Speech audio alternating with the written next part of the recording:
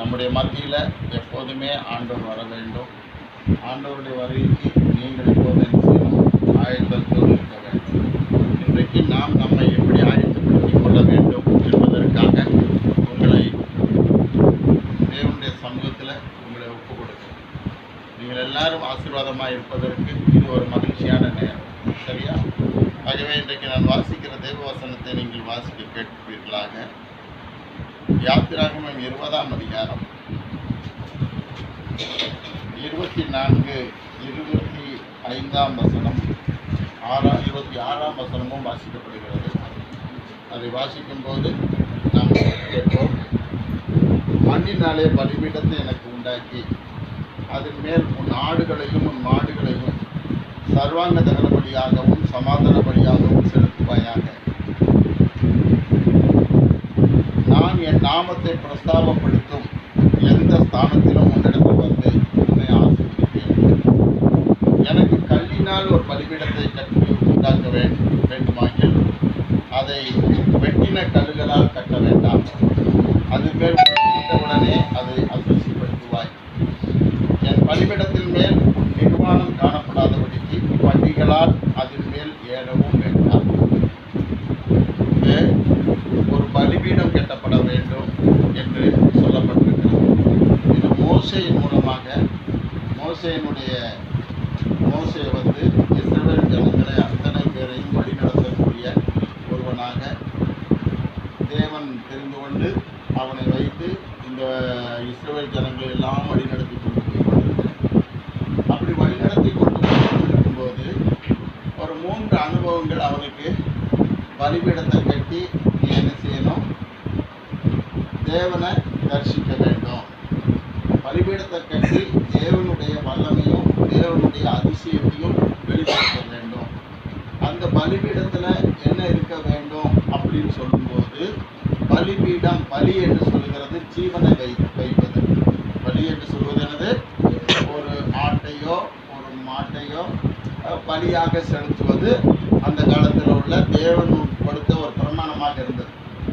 அப்போ இந்த இடத்துல இந்த நாட்களில் இந்த உடன்படிக்கையின் மத்தியில் நமக்கு இருக்க வேண்டிய ஒரு சத்தியம் என்ன தெரியுமா? நமக்கு நம்முடைய வாழ்க்கையின் காலத்தில் நாம் வைக்க வேண்டிய ஒன்று, நம்முடைய வாழ்வை பலியாக கொடுக்க வேண்டும். ஆடு என்ன செய்து வாழ்வை பலியாக கொடுக்கிறதுன்னு சொன்னால், ஆடினுடைய தன்மை என்னது? அந்த பக்கமும் இந்த பக்கமும் பார்க்கிற அனுபவம். ஆடு ஒரே பாதையில் நேராக போகாது. ஆடு எப்போதுமே என்ன செய்யாது? தான் மேய்ப்பன் நடத்தும் போது அந்த மேய்ப்பனுக்கு கீழ்பட்டு இருக்க வேண்டும். ஆனால் ஆடு என்ன செய்யும்? அவன் மேய்க்க கொண்டு போகும்போதே என்ன செய்யும்? அது அந்த பக்கம் போகும், இந்த பக்கம் போகும். மேய்ப்பன் போய் என்ன செய்வான்?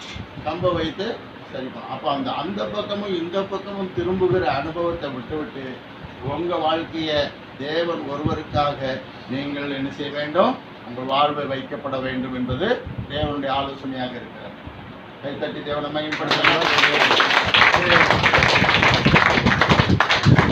2வது விஷயம் அவர் என்ன சொல்லுகிறார்? காளையோ பசுவையோ பலியாக செலுத்த வேண்டும். காளைக்கு இருக்கிறதான ஒரு விஷயம் என்னது அப்படி நாம் பார்க்கும்போது, காளை என்ன செய்கிறது? அதனுடைய ஒவ்வொரு தன்மைகளையும் பார்க்கிற நேரத்தில் அது பணியாது. காளைக்கு இருக்கிற ஒரு அனுபவத்தை வேதவசனம் சொல்லுகிறது. பணியாத மாடுகளே. என்ன மாடுகள்? பணியாத மாடு. பணியணும். என்ன செய்யணும்? பணிவு வேணும். எந்த இடத்துல போனாலும் என்ன செய்யணும்? பணிவு வேணும். இந்த மாட்டுக்கு இருக்கிற ஒரு குணம் என்னது? எந்த இடத்துக்கு போனாலும் என்ன செய்யாது? தாழ்மையாக இருக்காது, பணியாது. யாராவது வேற ஆள் வந்தாச்சுன்னா என்ன செய்யும்? தலையை ஆட்டும். அது கொம்பை கண்டு என்ன செய்வான்? பயப்படுவாங்க. அப்போ அதனுடைய மாட்டுக்கு இருக்கிறதான அந்த அனுபவம் என்ன? எஜமானுக்கு மட்டும் என்ன செய்யும்? பணியும். மற்றவர்களுக்கு அது என்ன செய்யாது? பணியாது. தன் கையில் வசப்படுத்த முடியாதவனுக்கு அது பணியாது.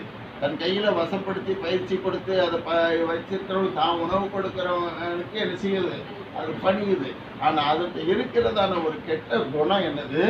எல்லாரிடத்துலையும் அந்த பணிவை காட்ட வேண்டும்.